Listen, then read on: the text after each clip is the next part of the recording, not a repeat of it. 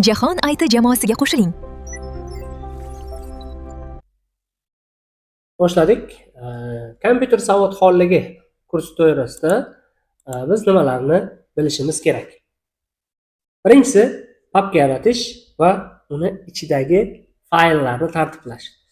Demak, fayl nima, papka nima va ilova nima degan savollarga javob berishimiz kerak. Demak, ish stoliga o'tamiz va mana sichqonchani o'ng tomonini bosadigan bo'lsak, bizda sazdat degan joyimiz chiqadi. Shu joyda mana ko'ring, papka, yarlik, bu yerda masalan Access, Word, PowerPoint, Publisher va shunaqa fayllar bor. Keling, papkani ustiga bosaman va papkaga nom beraman. Birinchi papka. Endi buni oldiga fayl yaratamiz. Bu papka bo'lsa, faylimiz masalan Word fayl bo'lishi mumkin. Nom beramiz unga. E'tibor bering, nomidan keyin, ya'ni 1 deb nom qo'ydik, undan keyin nuqta hamda docx degan yozuv chiqdi. Endi mana bu joyda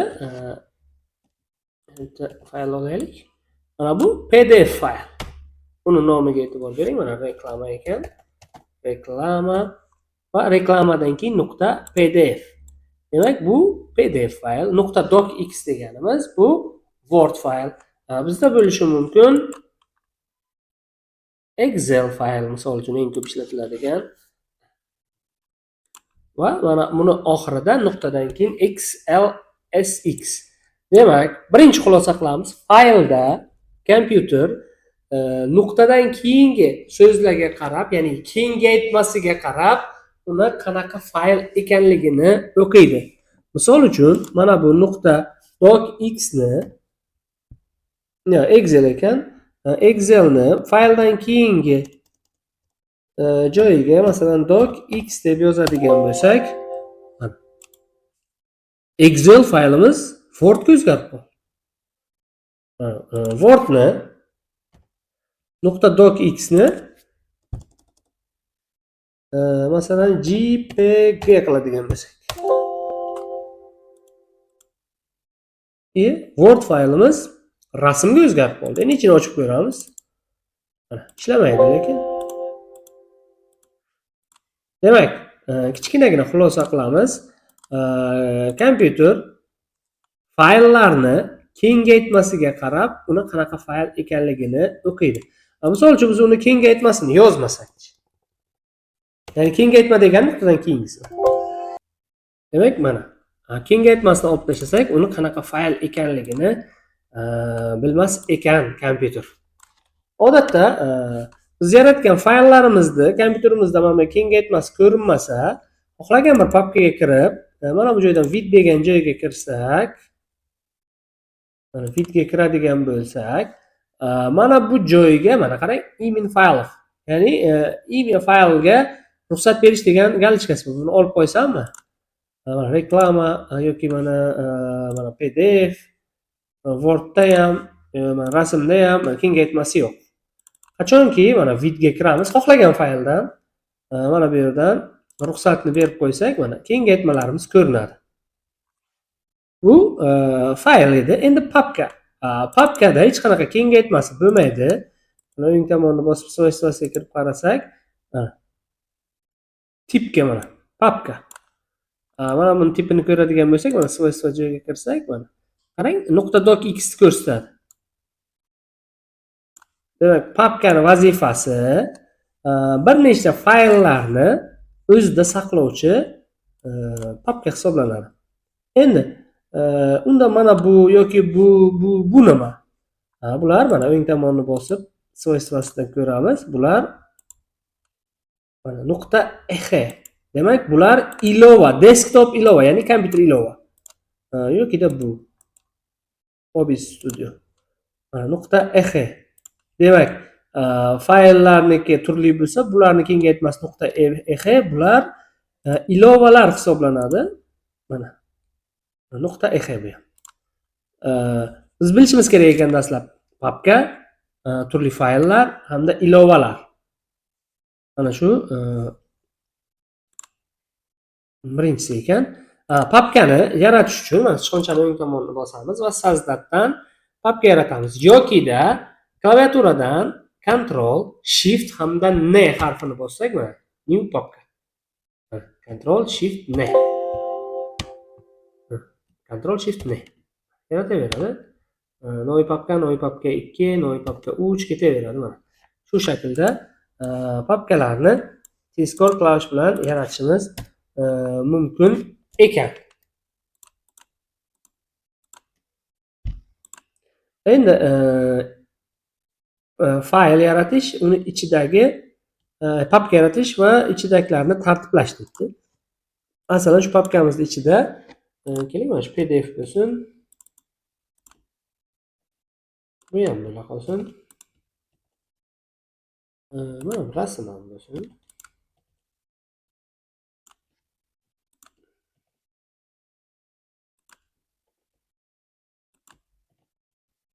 Shuncha narsa bor. Qarang. Mana bu joyda bossak, u vaqti bilan mana yaratilgan vaqti bilan. Bunisini bossak tipi bilan. PDF. Bu joyda razmeri bilan mana eng katta razmeri bilan, bu eng kichik razmeri bilan sortirovka qilib beradi. Mana shu shakllarni kerakli paytda topish uchun mana shu joylariga e'tibor beramiz. Demak, birinchisi vaqt bilan, keyingisi qanaqa fayl ekanligi, ya'ni tip. Birinchi, ikkinchisi JPG bu rasm format, keyingisi PDF format, keyingisi esa Word formatda ekanligi ko'rib turibmiz. Demak, birinchi tugadi. Demak, fayl nomini to'g'ri yozish. Fayl nomini to'g'ri yozish, ya'ni mana biz fayl yaratdik. Word fayl. Mana bunda endi imkon darajasiga uni lotin tilida, masalan, nima haqida faylimiz? Faylimiz masalan kompyuter savodxonligi haqida ma'lumotlar bo'lib turib, uni nomini masalan boshqa narsaga oid narsa yozsak bo'lmaydi. Masalan, buning ichida fayllar haqida ma'lumot to'plamoqchimiz. Demak, fayllar deb yozib qo'yamiz yoki ikkita so'z bo'lsa, uni pastki chiziqcha bilan turlari. Hech qachon fayllar haqida ma'lumot bor faylimizning ichida Excel dars deb yozsak, aslida qabul qilaveradi-yu, mantiqan xato bo'ladi. Mana shuni tushuntirish aytilgan ekan. Endi zip va arxiv fayl yaratish. Zip fayllar nimaga kerak? Keling biz internetga kiramiz. Telegramda xo'sh, mana shunga ma'lumot yubormoqchimiz. Papkamizning ichida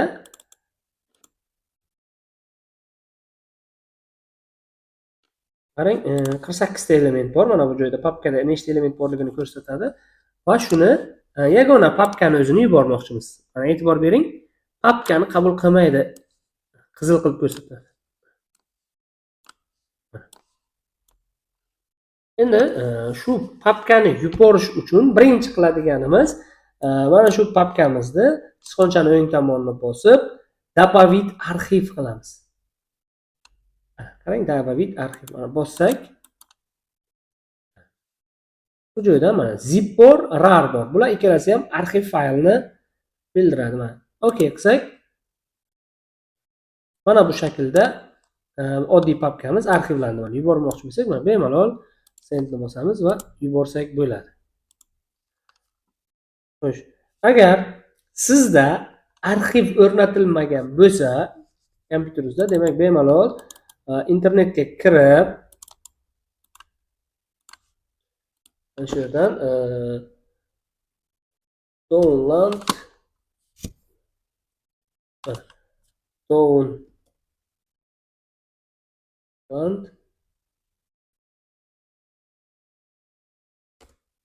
arxiv deb yozsak,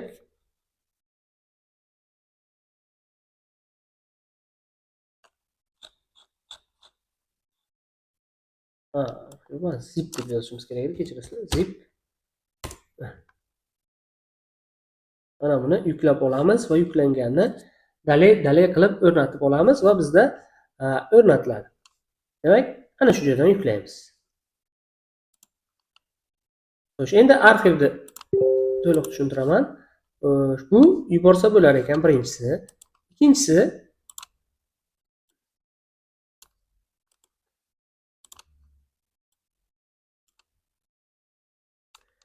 qarang, razmer 73.6 arxivlaganimizdan keyin 73 o'zi qolyapti. Bu yerda ichida ma'lumot kamligi uchun razniца ko'p emas. Agar sizda kattaroq fayllar, videolar bo'ladigan bo'lsa, arxivlaganda ortiqcha bo'shliqlarni olib tashlaydi-da.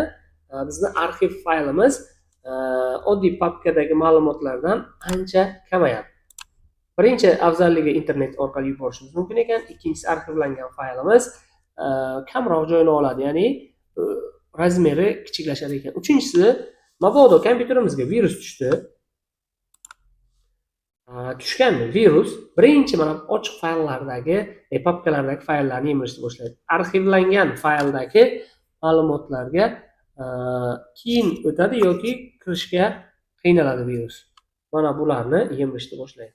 Va internet orqali ma'lumotni yuborganda, masalan, mana buni o'zini yuborsam, yo'lda qanaqadir virus hujumiga uchrash xavfi kuchli. Lekin arxivlab, aynan papka emas, shuni o'zini ham arxivlasa bo'ladi. Mana arxivlab yuborsam, bu endi virus hujumiga uchrashi kamroq. Va razmeriga e'tibor bering, mana ikkalasi bitta narsa. Bu 421 gigabayt, bunisi 408 gigabayt. Arxivlaganimizda, demak, razmeri ham kamaydi. Endi keyingisi, biz mana bu papkamiz bor. Papkadagi ma'lumotlarimizni arxivlash orqali buni qulflab qo'ysak ham bo'ladi, ya'ni kod qo'ysak bo'ladi. Добавить arxiv. Mana shu joyda mana установить parol degan joyga kirib, masalan, parol qo'ydik. Ikkalasi ham bir xil parol bo'lishi kerak mana. Va okey. Okey. Endi mana ma'lumotga kirsak, papka ochiladi, mana birinchi papka. Lekin shu papkani ichidagi ma'lumot, masalan, reklamani ochmoqchi bo'lsam, mana parol so'raydi. Qachonki parolni tersam, bizda ochib beradi. Yoki mana buni ham ochmoqchi bo'lsak, bizda parol so'raydi. Bossakkina ochib beradi. Rasmda ham xuddi shunday. Xullas, arxivlaganimizda parol qo'ysak, shu ma'lumotlarimizni avtomatik ichidagi fayllarni parollab berar ekan. Mana papkani o'zida bo'lsa, shunchaki kiramiz, mana ochaveradi.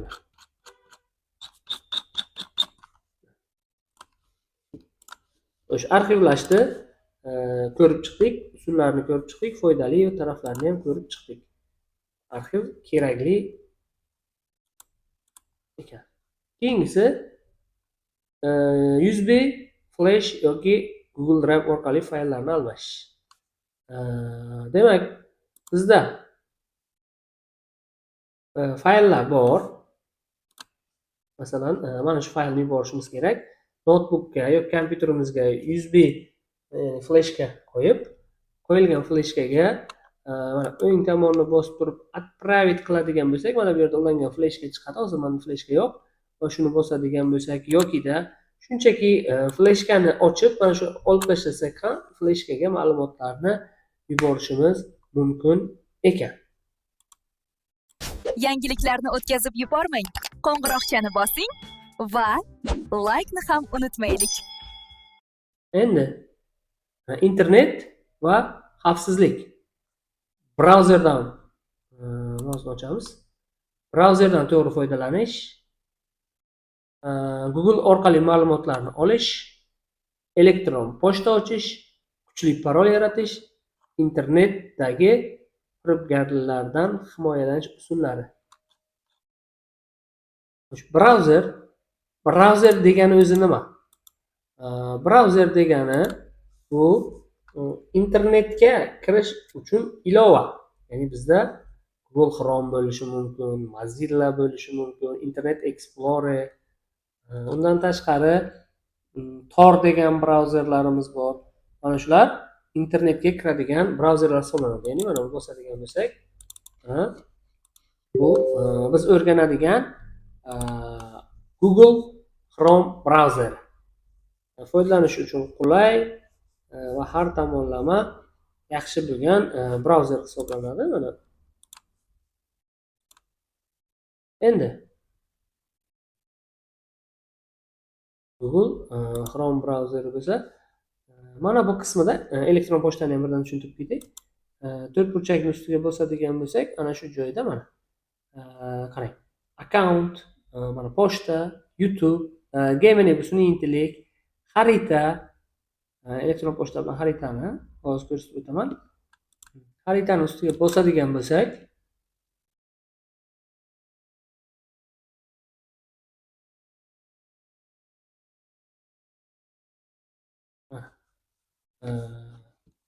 Google xaritamiz ochildi. Mana bu joydan biz qayerni qidirmoqchi bo'lsak, masalan, G'ijduvon degan joy bor ekan, qidirilgan.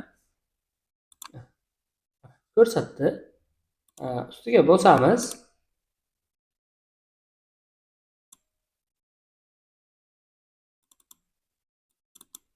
Qarang. Mana bu M37 magistralni ustiga bosganimizdan keyin mana bu joyda просмотр улица degan joy chiqadi.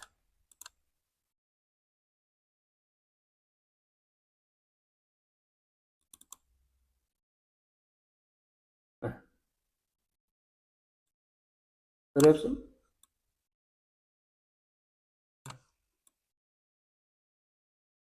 Mana M37 magistral, mana bu yerda muzey, bu G'ijduvon laylakni oldi bo'lishi kerak.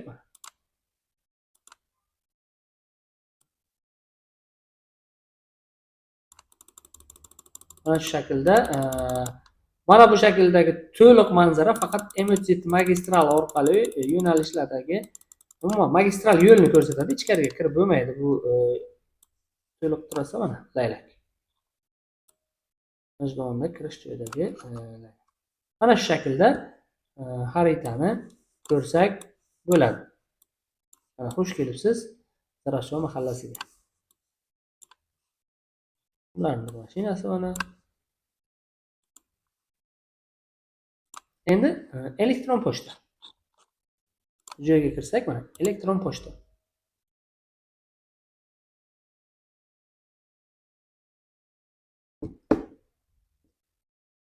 Xo'sh, elektron pochtaga kirganimizda elektron pochtada xuddi bizda Telegram yoki shunga o'xshagan ilovalarga o'xshab ketadi. Ya'ni kiruvchi xabarlar bor, oxirgilari, mana yuboruvchi xabarlar, bu yerda esa chernovik, hamma narsa bor.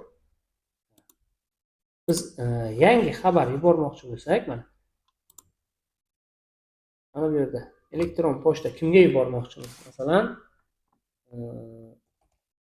Jahon ta'lim markazi keyin kuchukcha gmail.com va chiqib keldi mana shu joyga. Salom. Va bu xatni